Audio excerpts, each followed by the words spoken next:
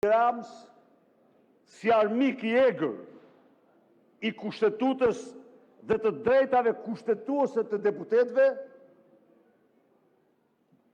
si armik i egër i procesit të integrimit të Shqipërisë. Ka një muaj që janë dorëzuar amandamentet për amendimin e ligjeve, të cilat Bashkimi Evropian, Komisioni Evropian, Parlamenti Evropian kërkon të anullohen dhe të amendohen, të cilat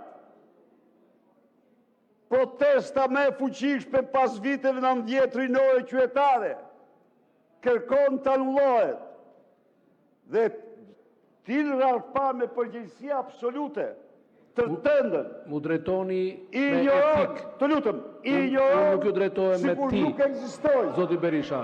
Ju lutem, mos të i kaloni etikën parlamentare. Mos të i kaloni etikën parlamentare, mos përdorni epitete, do t'ju ndërpres sa herë që ju të shkelni rregulloren dhe madje do të marrë edhe masat sipas rregullores për të gjithë deputetët që abuzojnë me fjalën dhe na sjellin këtu një prua fjalësh që nuk na takon ne. Shumë faleminderit. Ka njëri tjetër vot kundër? Shpjegim vot kundër. Ka njëri?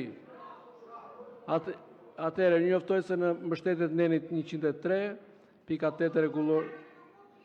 Si të gjithë, është individuale, nominale, ju lutem.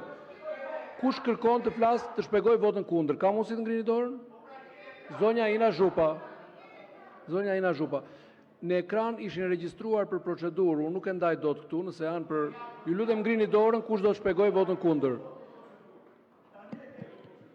Zoti kryetar, pra, Zoti Berisha, ka mund të drejtë, shpjegoja pak zotit Bardhi.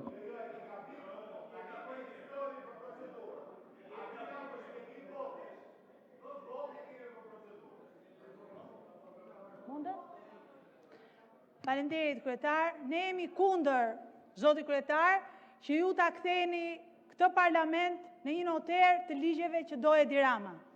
Ne jemi kundër, zoti kryetar, që mos të futen në rend parlamentar projekt ligje që kërkon Bashkimi Evropian dhe protestuesit që kanë 51 ditë sot që kërkojnë reflektim, dorëheqjen e Edi Ramës, shfuqizimin e ligjeve, një qeveri tranzitore. Ne jemi kundër që ky parlament të komandohet vetëm për interesat e oligarkëve, vetëm për interesat e investimeve strategjike, vetëm për interesat e betonizimit dhe vetëm për interesat e pasurimit të një grushti njerëzish. Ne jemi kundër që të shkelet kushtetuta e Republikës Shqipërisë si ju do qefi juve, duke parashikuar si emergjencë dhe nevojë koncertin e Kanye West për t'i dhënë 4.3 milion euro nga taksat e qytetarëve shqiptar për ahengje. Ne jemi kundër, zoti kryetar, sa herë që ky parlament voton për të vjedhur taksat e shqiptarëve, sa herë kalon projekt ligje të cilat i shërbejnë një grushti njerëzish si projekt ligji për porte turistike. Ne jemi kundër që ju t'i hidhni syve Bashkimit Evropian dhe t'i thoni që po shfuqizohet ligji i investimeve strategjike, ndërkohë që keni bërë një seri ligjesh të tjera bazuar në atë që dhuroni privilegje për investitorët ekzistues dhe që mendoni ta fusni në një ligj tjetër të njëjtën procedurë. Ne jemi kundër që ky parlament të jetë një parlament kukull. Ne duam që të kthehemi dhe të diskutojmë për interesin e protestuesve, për interesin e qytetarëve, të futen ligjet dhe të diskutohen, dhe të keni kurajon dhe të votoni kundër, siç keni shprehur në të gjitha komisionet dhe nuk i fusni në rendite për...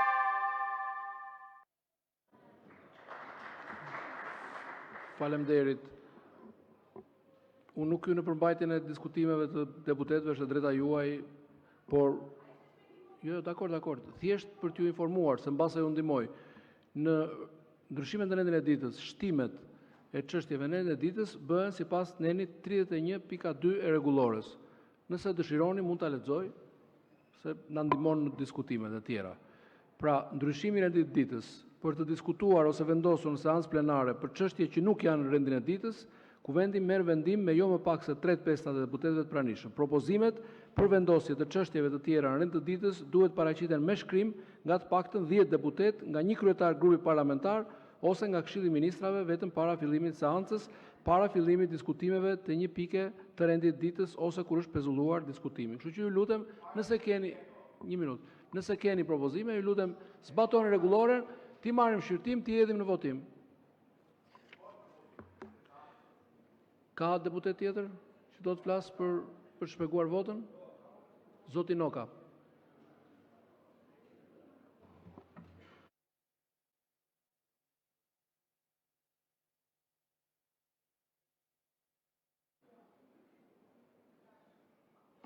Zoti kryetar, kjo që sapo bëhet tani është turp për një parlament.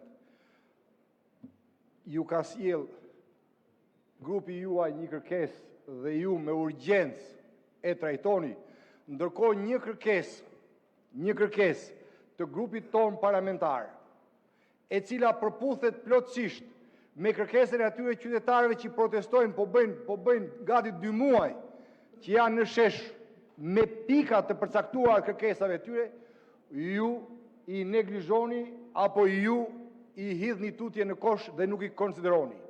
Ata janë qytetarë, kjo është opozita e vendit. Ata janë qytetarë të këtij vendi që protestojnë kundër narkoregjimit, kundër babzisë, kundër shkatërimit dhe për një Shqipëri normale dhe për një qeverisje normale dhe jo për një narkoqeveri. Ndaj duhet ju bazuar në rregullore, sepse keni detyrë kërkesat, ti trajtoni, të fusni në më urgjencë në rend dite çështjen e kërkuar nga opozita dhe të mbështetur edhe nga qytetarët dhe nga protesta e tyre. Ju po e shndroni këtë parlament në një parlament. Shikoni edhe sondazhet. Çfarë tregojnë?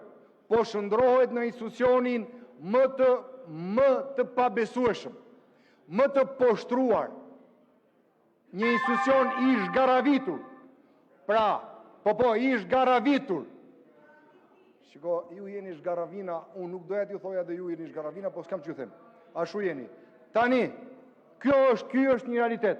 Ndaj, zotri, nëse do t'i japish parlamentit, hije në një parlamenti normal, trajto dhe fut në rend të ditës më urgjencë kërkesat e opozitës dhe të protestuesve që janë prej 50 ditësh në shesh.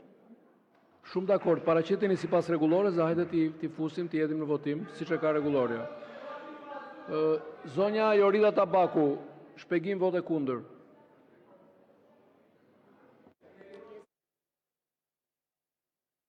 Kemi edhe balancë gjinore.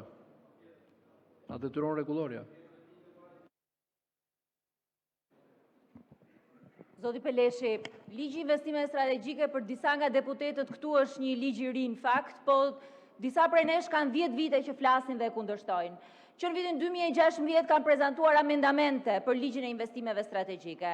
Në vitin 2017 kërkuan për herë të parë të pezullohet. Në vitin 2019 e ripërsëritëm kërkesën.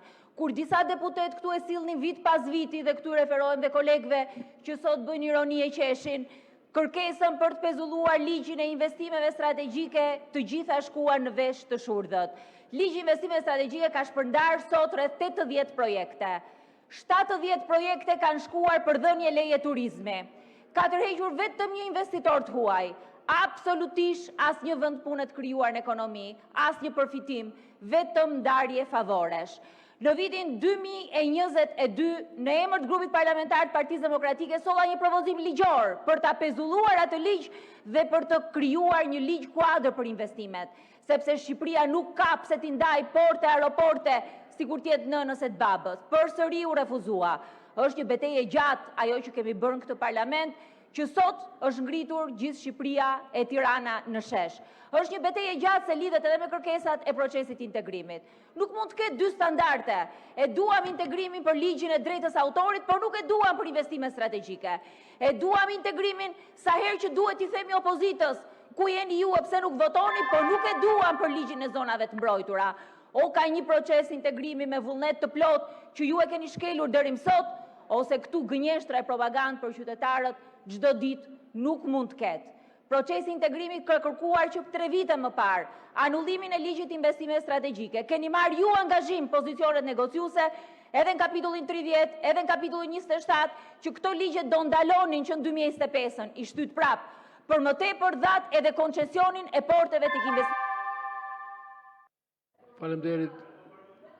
Tani është limituar koha, lutem, përfundoni fjalinë. Tani, në qoftë se ne duam këtu në këtë parlament, punojmë për integrimin, le të fillojmë nga këto 2 ligje. Çdo gjë tjetër është propagandë. Faleminderit. Zoti Belind Këlliçi.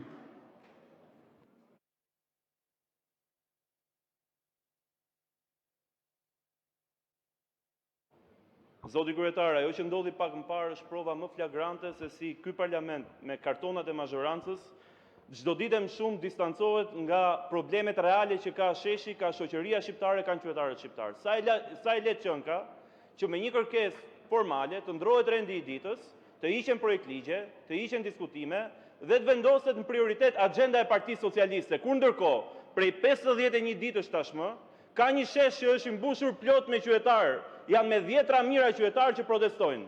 Është e paimagjinueshme që Parlamenti Evropian datë 17 qershor miraton rezolut për problemet që ka Parlamenti i Republikës Shqipërisë, kërkohet në Parlament Evropian shfuqizimi i ndryshimeve në ligjin për zonat e mbrojtura dhe ky Parlament refuzon të flasë për këtë çështje.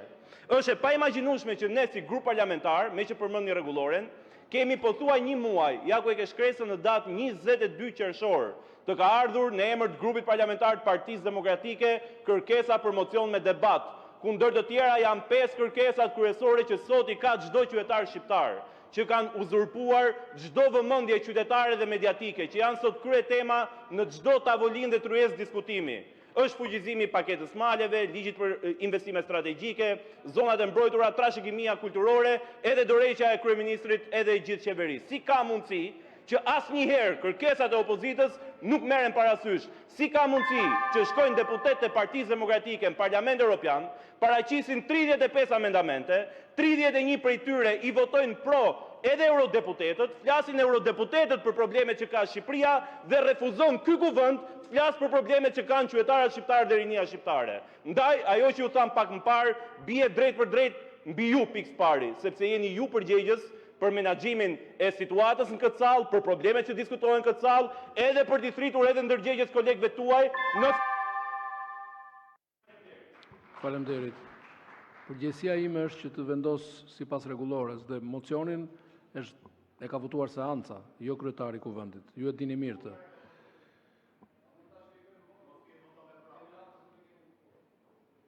Urdhro? Zoti Klevis Balliu, shpjegim vote kundër.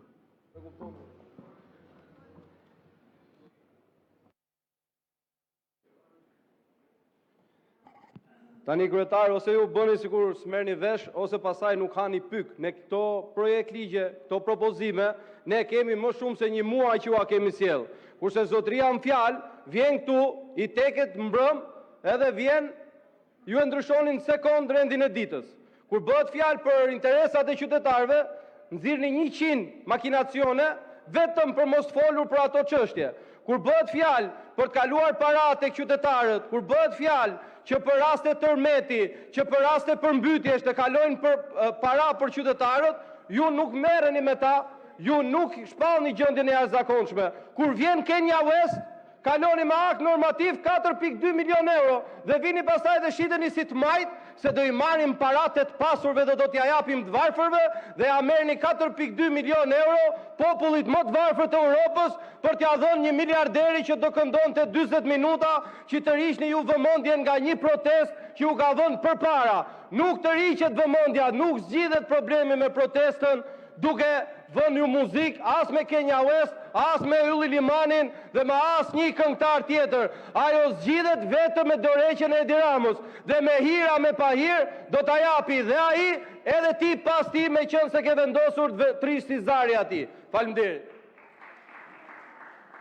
Faleminderit për komplimentin, se në gojën tuaj për mua është kompliment. Zoti Blendi Klosi, shpjegim vote pro.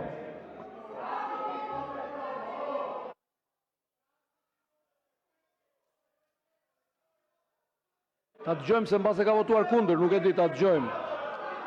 Ta dëgjojmë.